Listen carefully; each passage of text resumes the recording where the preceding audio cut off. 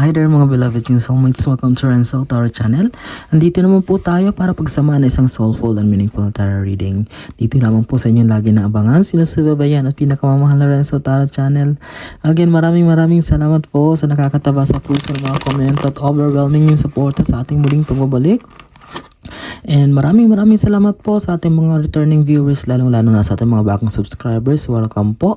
Naway wag niyo pong iwan ang iyong lingkod para sa mas marami pa nating soulful and meaningful tarot reading na pagsasamahan.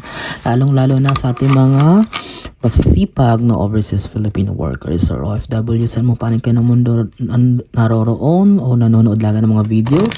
Maraming salamat po at hindi nyo po kiniiwan at nakakataba sa puso ang inyong walang sawang tiwala at suporta. Sige, wag na natin pa pong patagalin pa ang atin pong reading ngayon. Ay reading para sa October 1, 15, 2024. Alam kong tagal nyo naghintay mga nasa sign ng Capricorn.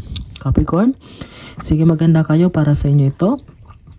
October 1 to 15, 2024. Wag na natin patagalin pa. Simulan na natin ang iyong reading. Okay, Spirit Universe, Spirit Guides. Para po sa mga bago sa ating channel, kumukuha po tayo ng 10 baraha. Yun po ang ating in-interpret base sa energy na binibigay ng universe sa atin. At kunin na po natin yung 10 para ilatag na natin para hindi na tayo mag-shuffle mamaya, para tuloy-tuloy po tayo, hindi po tayo ma-distract. Okay? Ito, bilis, minahulog. 2, 4, 6, 8 agad. Sige, dalawa pa po. 9, 2, 4, 2, 4, 6, 8 na isa na lang. Spirit Universe, Spirit Guides. Last one card. Ito man napakita. Okay?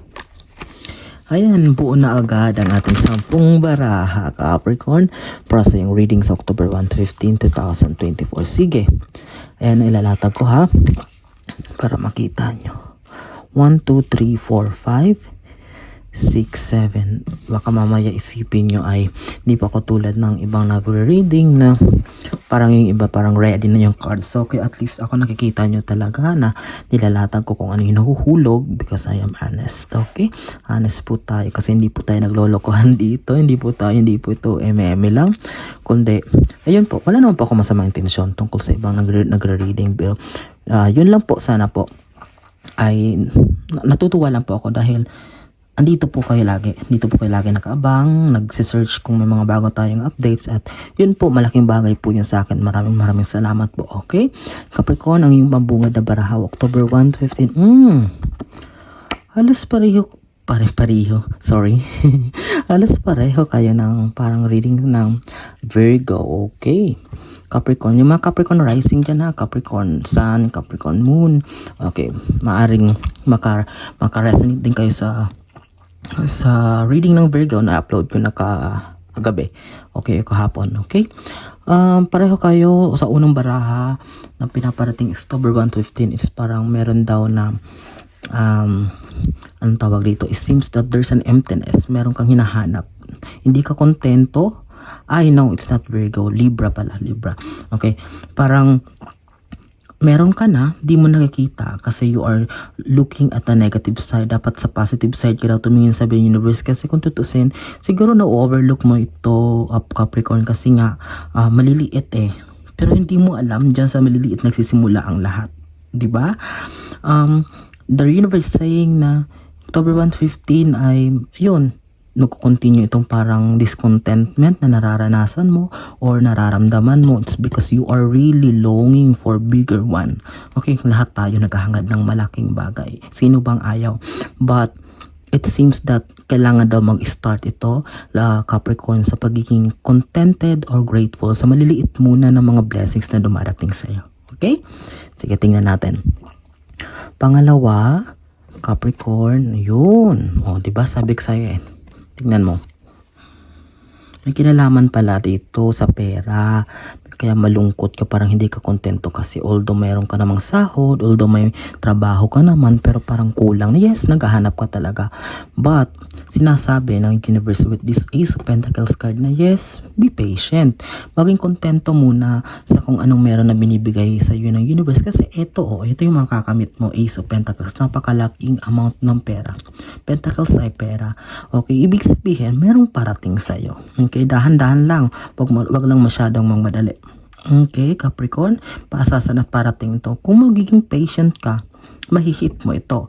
Pero kung every day of your life ay puro negativities, puro mga toxicity sa pumapasok sa isip mo na kailan kaya darating, kailan ko kaya makukuha ito, kailan kaya ako matatanggap sa trabaho. No? Dahan-dahan lang. Everything ng mga malaking bagay. Next, di ba sabi nga ni Lao Tzu, 1,000 miles begin with a single step. Di ba? Ganun din sa buhay natin. Huwag kayong magpa-apekto sa pressure ng society. Kung nakikita nyo, lalo na sa mundo ngayon, napakabilis ng mga takbo ng buhay. Kaya yung marami ngayon ang nagpapa-apekto. Kaya napakarami ding mga crime. Kasi napakarami ding mga hindi magagandang ginagawa kasi para alam mo yun, para ma-suffice, para mas man-meet yung need nila, para hindi dahil naiinggit sila sa kapwa nila. Okay, lalo ng mundo ngayon puro competition.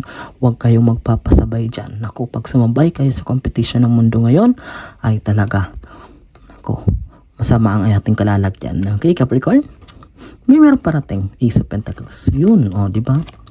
Page of Cups, tingnan mo. Cups is representing your dreams, your goals and aspirations in life. Tingnan mo, hindi lang siya basta cup, kundi may laman. Ibig sabihin, harvest season is about to come in your life. Kailangan lang, wag magmadali, dahan-dahan lang. Okay? Be contented. Ulitin ko. Be contented lang muna sa mga bagay na meron ka na ngayon. But everything will fall into place. But you are assured. Talagang pinapatunayan lang dito. Ginagarantiya or ginagaranti ng universe na meron talagang harvest season. Lalo na kay Capricorn. Isa kayo sa mga masaswerteng zodiac sign niya in 2024 at magpapatuloy yan hanggang next 6 months. Especially ngayon, October 1 na. Isa ang Capricorn dahil October 1 September 30, simula bukas kasi magkakaroon tayo ng solar eclipse. Isa ang Capricorn sa makaka-receive ng transformation in a positive way in the next 6 months. Kaya pagsikapan, pagtiyagaan at sipagan sapagkat maganda ang tatakbo ng buhay mo, Capricorn, sa mga susunod na 6 na buwan. Okay, starting October 1 to 15. Ayan, no? Ang gaganda eh. Ace of Pentacles, Page of Cups. 3 of Wands. Okay, this is representing your emotions. Matuto daw, Capricorn, starting October 1 to 15, although mararamdaman mo ito iba yung lakas, yung energy na dahil nga sa next 6 months ay magiging maganda yung buhay mo, takbo ng buhay mo. But don't forget to look back. Okay, siguro mag have time, umupo ka or maglakad-lakad ka na mag-isipin mo yung mga siguro baka mamaya may mga na overlook. Yun, baka may mga na-overlook ka mga bagay na importante pala. Akala mo maliit lang, tinok for granted mo. It's all about reflection sa mga taong nakaalitan mo. Kung hindi mo man kaya makipag-usap sa kanila, at least tanggalin na yung grudges sa puso mo, patawarin mo na sila. Siguro may mga pag-utangan ka, unti-unti, bumalik ka, although napakatagal na panahon, unti-unti bayaran mo sila. At least ipakita mo na ganyan, hindi ka ganyan tao na iniisip nila. Nagkaroon na ng problema, but masasettle mo naman ang lahat. It's all about reflection on looking back starting October 1 to 15 para sa iyo, Capricorn. Okay? Panlima, Knight of Swords. Okay, Knight of Swords. Ang ibig sabihin nito, the energy that I can feel here na binibigyan ng universe is siguro, Capricorn, napakarami daw mga internal battles na nilalabanan mo na ikaw lang ang nagsasolve. That's why sometimes naapektuhan ka, sometimes parang lagi kang nakamukmok sa isang kilid, nalulungkot na hindi alam ng iba kung ano pang nangyayari sa'yo, pero yun, ikaw lang ang nakakaalam. You don't want to share it to others, you don't want to express it hanggat kaya mong i-compose ang sarili mo, na hanggat kaya mong i-contain itong mga emotions na to. But deep inside, ang nagiging cause pala nito ay itong Knight of Swords. Ito yung mga internal battles. Siguro may kinalaman ito sa mga bills, sa mga bayarin na gusto mong masettle, sa mga utang na matagal na hanggang hindi mo pa rin nababayaran. Siguro meron kang Capricorn na parang in-invest, pinuhunan na for a long time, hindi pa nagbubunga, naging mabagal yung progress. Breadwinner of the family ka, ikaw yung inaasahan ng lahat. Okay, you have the burden, you're carrying the burden of responsibilities. But okay, Capricorn, kayang-kaya mo yan. Okay, because of the positivity, hanggat kaya. The advice lang is kapag hindi talaga kaya, that's where the point na humingi na ng tulong or humingi na ng walang masama doon. Okay? Kasi alam ko kayo, Capricorn, hanggat kaya nyo, hindi kayo humingi ng tulong. But So far, October 1 to 15 will be moderately, magiging balanse naman ang lahat. Kayang-kaya mo. Alam ko, Capricorn, na mababalanse mo naman ang lahat. Okay? 10 of Cups. Wow. Celebration is coming related to family. Siguro, starting October 1 to 15, there's a member of family na ikakasal, mabubuntis, ma-approve ang visa, mapopromote si tatay, si nanay, or it's all about a big celebration. Magiging happy ang buong pamilya mo, Capricorn. Okay? It's because alam ko, Capricorn, you really value your family. Family-oriented yung tao. That's why lahat ng ginagawa mo, kaya nga din hindi ka kontento kasi gusto mo ng marami pang pera, gusto mo ng mas malaki pang bahay, ng ganito. Kasi you really want for your family, for your loved ones to experience happiness. Okay? Naiintindihan kita, Capricorn. That's why ito lumabas itong 10 of Cups. May kinalaman itong celebration sa mga achievements. Siguro may makakapasa sa board exam, sa bar exam, o namang exam na pinasahan, may promotion, whatsoever that will bring good news not only for you but to any of the family members. Okay. Panghawakan mo ito, to October 1 to 15, there will be a big celebration that will be happening. Okay? Hindi man kasing rangya, hindi man maraming pagkain, at least this will makes your home, yung bahay nyo magiging full of happiness because of this good news that is coming for you, Capricorn. Okay? Kung ano man to, mag-comment nga kayo, mag-resonate. Kung naka-resonate ka dito, kung may naantay kayong big surprise or result na magli-lead to big celebration later. Okay? Capricorn. 6 of Cups, magkasunod talaga. Yun, after the big celebration, there comes the harvest season, the bountiful harvest. Talaga may kinalaman to sa iyong goals, siguro sa career. Kasi ayan 6 cups pa rin. Although cups siya, may namumukadkad na bulaklak. Okay, ibig sabihin dito is hindi lang matatapos sa celebration, but this thing na parating sa iyo will also affect the people around you. Maaring makakatulong ka sa community mo, or maaring ayun, pag nakuha mo ito, it's all about sharing. Hindi lang basta ikaw maapektuhan nito because of the joy that you will experience. Mag-overflow ito hanggang sa makakapatulong ka. Hindi mo alam, maliit lang pala na bagay, but this will drastically change a life of someone or somebody na matutulungan mo. Later on, mababago mo pala ang buhay niya. That is a good thing. Okay, kasi ito yun, Cups, ayan, you will be sharing the joy that you will experience dahil sa big celebration na ito, Capricorn. Okay, nature din yung tumulong. Hanggat meron kayo, tumutulong din kayo, Capricorn, lalong-lalo na gusto yung mga mahihirap. Okay, sometimes nga, mas inuuna nyo pa yung ibang tao, yung mga, kaya sa minsan pasekreto kasi yung family members mo, kasi iniisip mo, yung family members mo, kapag meron ka, nauuna sila. Pero nakikita mo yung mga taong nangangailangan, humingi ng panggamot, yung mapulubi sa daan, yan yung mga gustong-gusto nyo na awang-awa kayo dyan, okay? Sige, Capricorn, comment nyo kayo kung totoo or nangyayari yan sa inyo. Sige, pang-8. Queen of Pentacles. Ito yung pangalawa na pala itong pera na lumabas.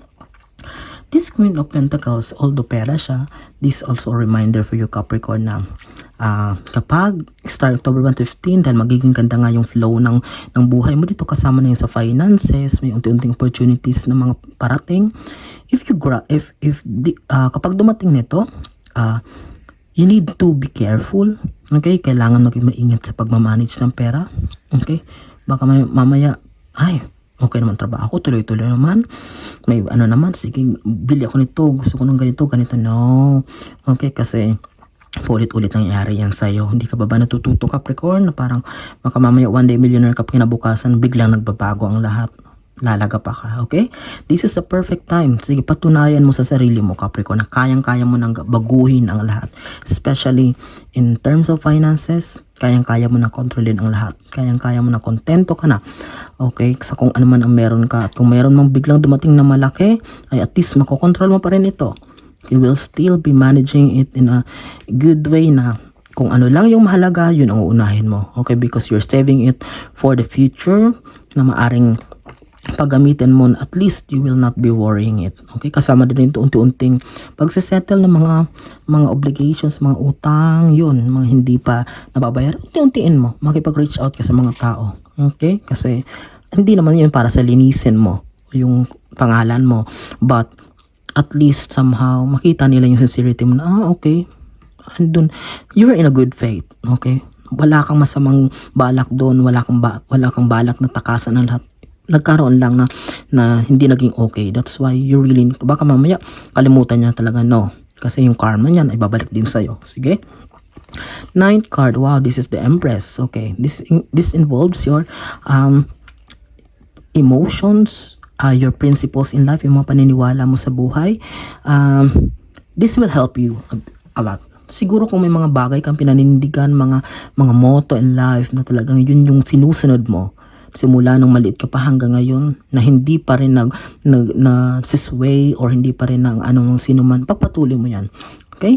Especially this malapit na yung election season, siguro maraming mga nakikita mo sa paligid mo, pabago-bago yung mga ganito decision. No, if you're the loyalty, kung ano man yung mga pinanindigan mo, push for it, even you are going to fight for it alone. Okay, walang masama dyan. This Empress card will yield a positive result for you. Just hold on or ground to your faith, or kung ano man yung pinaniniwalaan mo. Kung sa religion, baka mamaya may magsisway sa'yo na, ay, try mo nga itong church namin, o kung ano man to.